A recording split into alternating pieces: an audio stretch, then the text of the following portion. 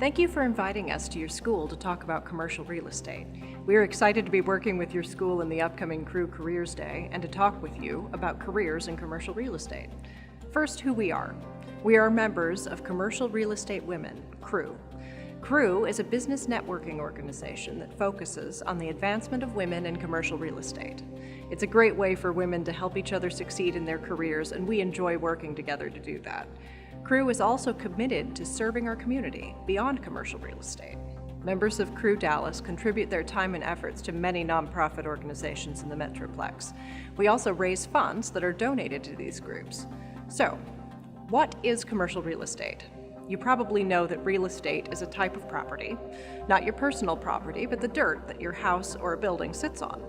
If it is your house, the real estate is residential. If it's a building, it's commercial real estate. And this includes buildings used for offices, apartments, shopping centers, and lots more uses that owners buy to make money. You can probably think of more examples if you picture driving to school. What types of buildings do you see? A Starbucks, a dry cleaners, a grocery store, hotel, insurance agency? All of these businesses are tenants or owners in a commercial real estate building. Why does this matter? Because there are lots of ways to make money in commercial real estate and lots of careers that you might enjoy working in. We have interviewed some successful women in real estate to talk about their careers, and their interviews are coming up. Before we begin, however, it will help if you understand how commercial real estate projects get built or developed. Commercial real estate development projects include 3 phases: conception, the idea, a new building, or the refurbishment of an existing building, all start out as a gleam in someone's eye. The developer of Old Dallas High School, for example, told us how he walked out of a meeting every few weeks for years and looked across the street at Old Dallas High School wondering what could be done with it. When an investor called, he was ready to talk about his idea, which involved renovating it into a multi-use office building, apartment complex, and retail center where people could eat and live. Project construction and financing. Once the idea is launched, many professionals work together to get it built and operational. The developer, the guy with the gleam in his eye, will manage the project and talk to a lender, like a bank, to provide additional funds that the developer needs to pay for the project.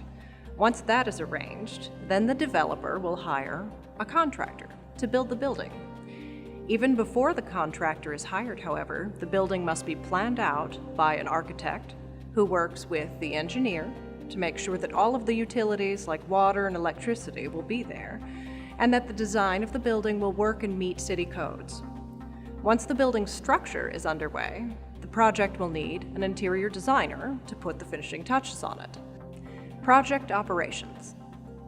The final stage of a development is the actual operation of the building. In order to make money, the project has to have tenants that will pay the rent. The rent that the tenants pay will allow the developer to pay back the bank and to pay all of the people that were involved in the construction phase. In order to get tenants to use the building, a real estate agent or property manager needs to market the space to prospects. This person or group will oversee the leasing process and run the operation of the building for the owner. Finally, every project must have an accountant who will track all of the costs and income for the project. There are many other jobs involved in commercial real estate, such as lawyers, title companies, and appraisers. The material that you will receive in connection with the competition will explain their roles. And you can also talk to any of the professionals involved in the competition if you have an interest in one of those jobs. But today, we are excited to talk with a representative of each of the ones I described above: a developer, a lender, a contractor, an architect, an engineer, an interior designer, a property manager, and an accountant. One more note: we have asked each person we interviewed what educational and training requirements are necessary for their career. Some jobs require a college degree, while you can get started in others with an associate's degree or separate training and licensing. Let's get started.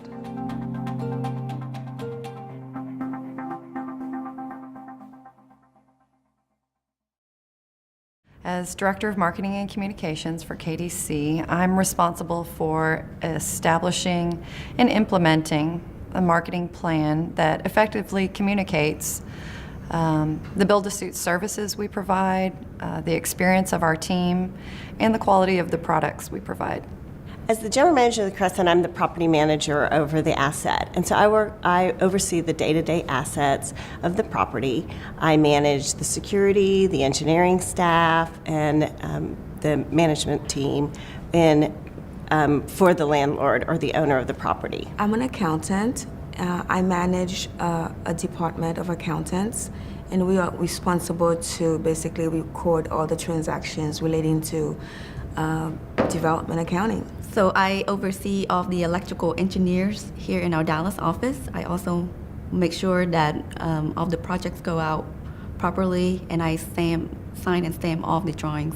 I'm with N3 Real Estate, and we build retail buildings that we lease to retailers and restaurants. I am a designer, so anywhere from schematic design, designing, working with the client on making sure we get the product that they want, all the way through construction administration, so seeing the project through. So that's a pretty complicated question. As a business developer, I don't have one role. I have many roles. Specifically, my job is to seek out new clients as well as keep our current clients happy. I try to chase new business on the retail side, so I'm looking at your grocery stores, your big box retail, movie theaters. I love movie theaters. So I try to find those clients, let us bid on their work. Hopefully we do and win. And from then, now that they're our client, I try to, keep them happy. We're kind of a unique firm, so we do everything from representing clients on selling or leasing properties to developing properties to consulting on due diligence on properties. I help people paper the deal. So someone comes to me and they tell me that they have structured a deal where they want to buy property or they want to lease property, and I help them put that down on paper. I think of it as somewhat where a person brings to me a ball of yarn and they say, would you knit me a sweater out of this? And so I take all of their ideas and I put it into paper. And one of the things I'll do is a deed to transfer the property, or a lease to lease the property, or a contract to help people. So I do a lot of writing, but I also help negotiate so that I tell each side, this is what they would like to do, this is what the other side would like to do, and we work the deal out together.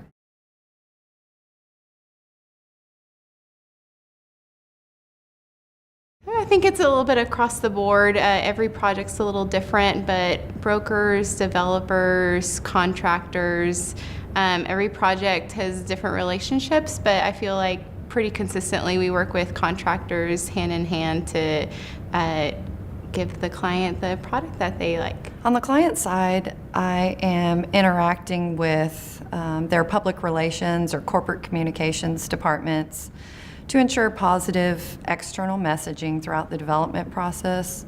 And then on the marketing side, I interact with marketing teams of our project partners. And personally, I participate in industry organizations like Crew Dallas. I get pretty much everybody along the spectrum. So if we're doing a development project, I work with the architects, I work with the engineers, I work with the contractors, I work with other brokers trying to sell it, I work with the banks and the finance people trying to get it financed. Pretty much try to touch everybody along the chain that I can. So I interact with the clients, the developer, the contractor, everybody, to make sure that we design the project the way that they want it. Everybody. I'm an accountant. I manage a department of accountants, and we are responsible to basically record all the transactions relating to development accounting. Almost all of them, really, because in the course of maybe building a shopping center or leasing a building, I will work with the developer, who's the idea man. I will work with the surveyor who goes out and draws the property and lines out what the site plan's going to be and what the building's going to look like. I work with the brokers who procure the deal. I do not work with the architects, but I work with engineers who work with the architects. And I work with marketers who are leasing the property to potential tenants, and the lenders. So I work with a lot of commercial real estate people. Almost everyone: architects, attorneys, brokers, accountants, lenders, investors, civil engineers, everybody. We interact with a lot of different real estate professions. In addition to the vendors like the janitorial and the parking contractor, we interact with the tenant brokers that are bringing tenants to the property. We deal with a lot of sales brokers when properties are up for sale, and lawyers, for real estate lawyers as well. So what other commercial real estate professionals I interact with? Quite a few brokers. I deal with a lot of architects, some engineers. I deal with quite a few of the people on the construction side for whatever client that is that I'm chasing or I'm trying to win.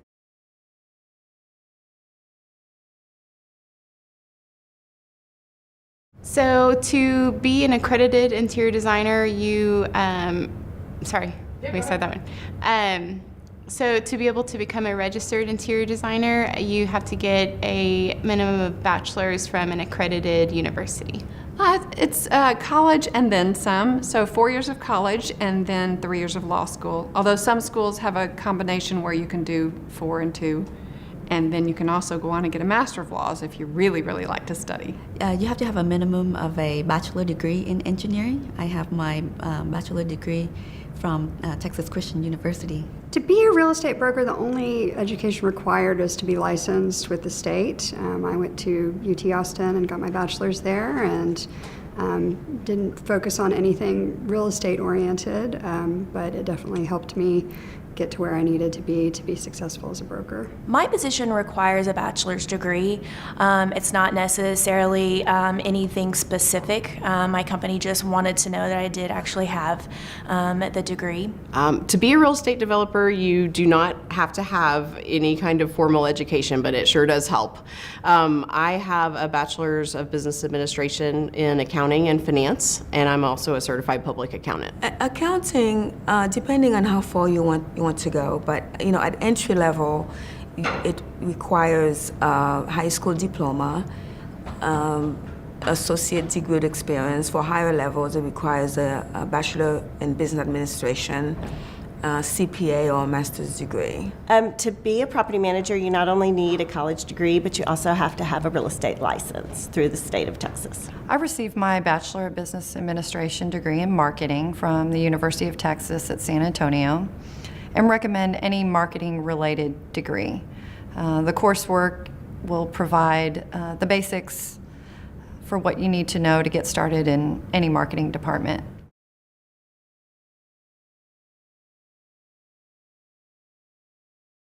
I actually started out as a nursing student back in college, but I figured out quickly that that's not what I wanted to do. I took an Intro to Engineering class, and I loved it, and I stayed.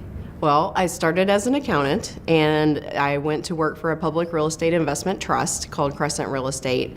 And from there, I worked my way from the accounting department to the finance department to the strategic planning department, and that's where I stayed for about 7 years.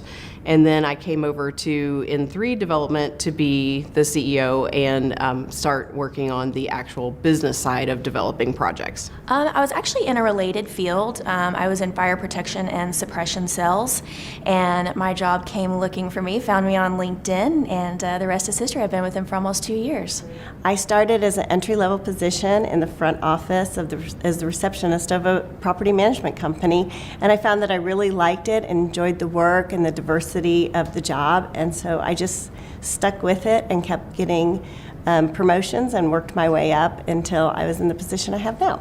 Well, I'm probably unusual because I knew when I was 12 that I wanted to be an attorney. My dad's an attorney, as I mentioned, and I thought he was so cool. And I always loved to read and always liked to study, and grew up thinking that the law is actually a very noble profession because you are helping people who don't understand the rules of the game, really, from how traffic laws are handled, how criminal laws are handled, how business laws are handled, and if you can explain those to someone, you're really helping them.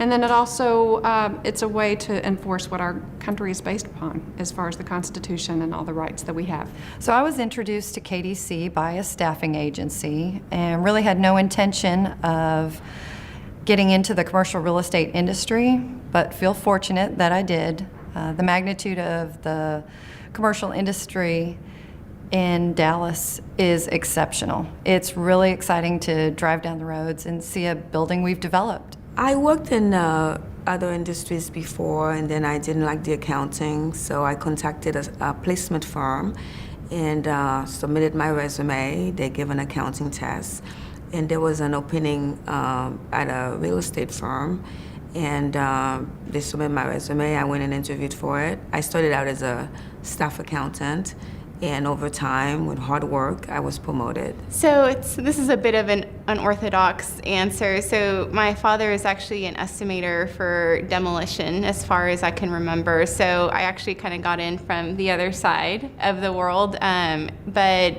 whenever I was younger, I actually was able to work with him kind of hand in hand in working on the demolition side. And it was nice to be able to see on all the projects that he was working on what the end product was going to be.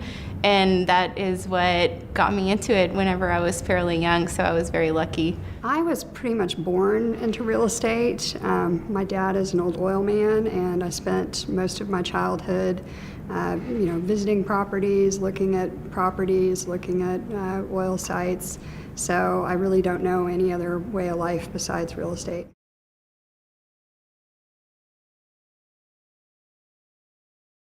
People who like to read and write. I was a journaler when I was young. I read so much that my mother would say, "You're going to run into the wall." I'm nosy. I like to research. I enjoy learning more and more and figuring out as much as I can about a problem, and I think that would be a good background to have for someone who liked to study and learn the law. I think definitely a person that is outgoing, extroverted. You cannot be scared to call on a CEO. I have to do that sometimes. So I think definitely someone that enjoys interacting with other people, meeting new people on a daily basis would do really well in my role. People who have vision, people who can look at something that may be perceived as nothing to others and see the value in it and be able to stick with it long enough to get to where they need to be. So you have to have a variety of skills. You need to have like the financial accounting skills because you work on a lot of budgets and reports, but you also have to have really good people skills and customer service skills. You also have to be able to be calm when things are a little hectic, or because there's always something that goes on. You might think what you're going to get to do in one day and it's something totally different. So you have to have a lot of flexibility as well. I wouldn't say you have to be extremely outgoing, but it is good to have those communication skills because they are very important to be able to work with everyone else, in the real estate side, but also with the client. It doesn't come easy to everyone. I know it wasn't easy for me, but I think it becomes more natural the more time you're doing it. To be a good developer, you need to have vision, you need to have guts, you need to be able to make your own decisions as well as listen to the advice of all of the professionals that you work with. And you need to have a lot of self-discipline because you don't make any money unless you go create a project and do it. I think as long as you have the passion, everything else can be learned. Those that do best in a marketing role are going to be the creative thinkers, open-minded, those that enjoy collaborating with others, are motivated and hardworking. I know accountants sometimes get a bad rap about personality, but someone who's detail-oriented, someone who takes initiative, follows through, loves working with numbers, love reading documents because a lot of times you got to read the documents to determine how to record a transaction. And someone who's outgoing as well, because you do deal with different personalities.